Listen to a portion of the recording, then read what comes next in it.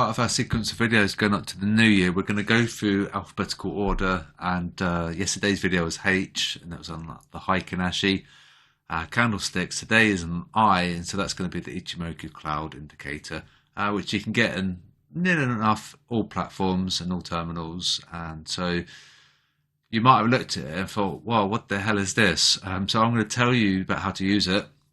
By default, when you do load it to your terminal, it will probably look like this. So the way to change it is just to change the thickness of the up and down Kumo.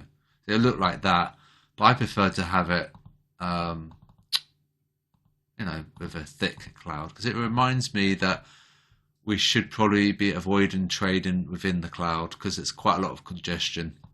If you think of it as an aeroplane, you'd probably want to wait for the cloud. You wait till you're above, and you get free air, free skies above. You can see the reaction off the cloud there. We really launched, and we've got a reaction off the cloud because we're below it now, so we don't have that congestion anymore, and so we have the reaction. Now, unfortunately today, before I talk about how to use the Ichimoku indicator, the caveat is that we've got CPI, and that's going to really make a mess of the technical analysis and sentiment analysis. It's very likely whatever the herd do today, they're going to get punished or paid, because it's the fundamental forces are in play, and it's the big whales. It's a big whale day where the tadpoles like us, we're going to get, well, we could get chewed up unless we're really careful. This is why I'm saying to everyone just to be really careful today and just watch. And unfortunately today, what I'm going to show you right now, because it's quite bearish, it could be completely reversed by tomorrow. We could be pumped so much, we're going to have some support, above there, for example.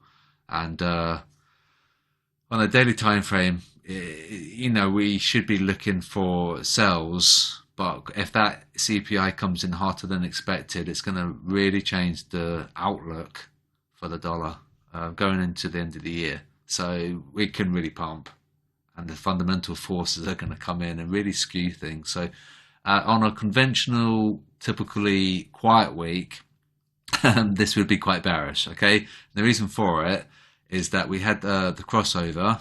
We had the fast crossover against its slow. So think of it like a moving average, essentially. There's the scenario 1 for a sell. So you're looking for shorts because of the crossover. We chopped, but it's to be expected. And down we came. Second scenario is that we had the breakout of the trading price below the Kumo. And admittedly, a little bit of naughtiness here. Remember, we're not trading in this area. We're trading here because we're looking at historical price. There's a 26 candles back, okay? And so we had the reaction. There, you see?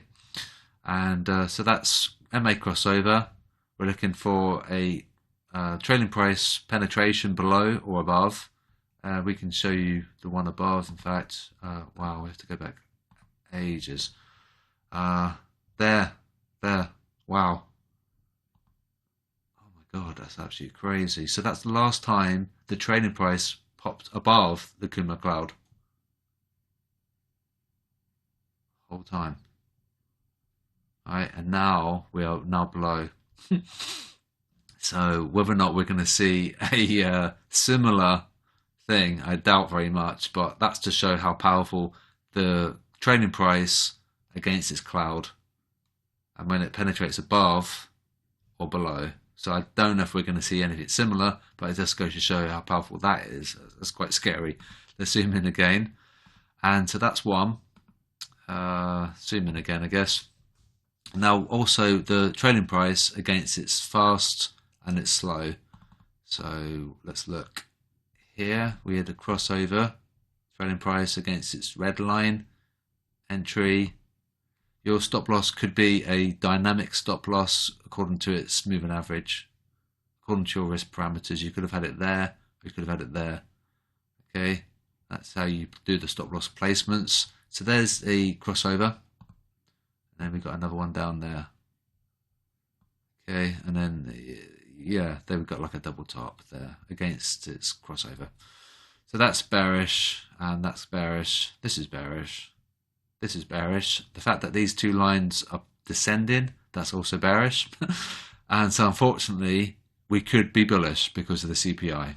And that's how annoying trading can be, because you can spend years and years and years studying and honing your craft as a technical analyst, but when you have a CPI release, and it could just really sort of screw all your analysis, and it's could be make your day quite bad. You might be looking to be short in this in a way that you're trying to make quite a lot of money, and this reversal here is now making you potentially into a bit of drawdown, and then you're thinking, should I get out? And then you're undergoing a lot of stress, where technically it should be falling.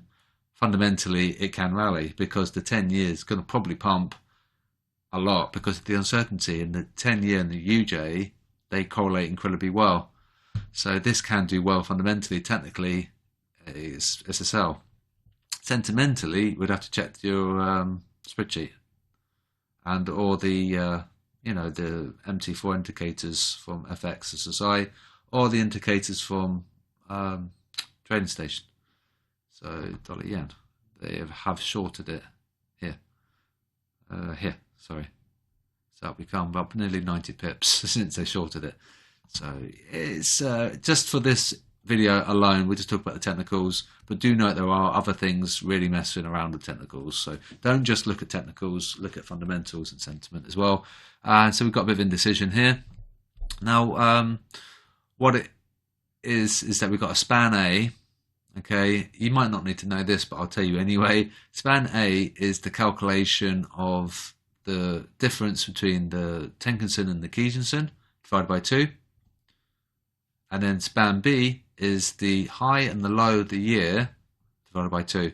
And that's how we get a sort of measure of volatility, and we can see a squeeze as well. And what we're interested in is the compression of volatility and the release. So we had one here, we had one here. We're gonna have one here. It's forecasting in the future. View data window maybe. So in 3 days' time, which takes us to Friday is going to be interesting. So that's how it does it. It's basically it tells us the volatility of its moving averages against the high and the low of the year, and the wider the cloud, it can be a good support or resistance. Now we have a twist on the cloud, so it tells us that something is being predicted in 3 days' time, and we're going to have a change of potential price action. So I'll show you what I mean. Zoom out. So right. We had a thickening of the cloud, acted as a good support. We had quite a weak cloud, but we rallied anyway. And we had some thick cloud here, which acted as a support. And now this didn't act as a support. It acted it had a lot of congestion, and now it's acting as a resistance. What's going to happen in 3 days' time? It's really hard to say. Do note that we had a twist here, but we rallied anyway. This is possibly due to fundamentals. Technically, we could be setting up for reversal there. So that's how you use it. I don't know what to say about this, because sentimentally it can probably do quite well. Fundamentally, if the CPI comes in hotter than expected, then yeah, sure, we'll rally. Technically, using this indicator alone, it's quite bearish. Right? So it's a case of trying to get things to line up and try and get your ducks to line up.